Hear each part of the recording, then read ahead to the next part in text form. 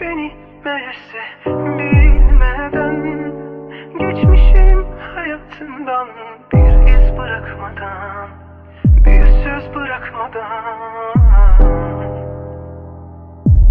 Sahiden doğruymuş söylenenlerde bir defa çıkmamış adım ağzından.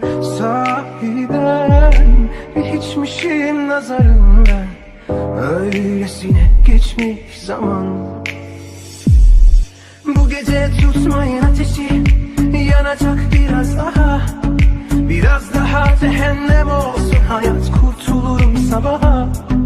Bu gece tutmayın beni, denizlere yakarım belki. Ağlarım haykıra haykıra, gönderirim sulara.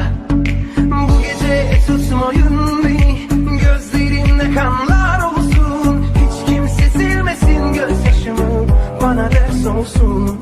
Bu gece acısın canım bir daha.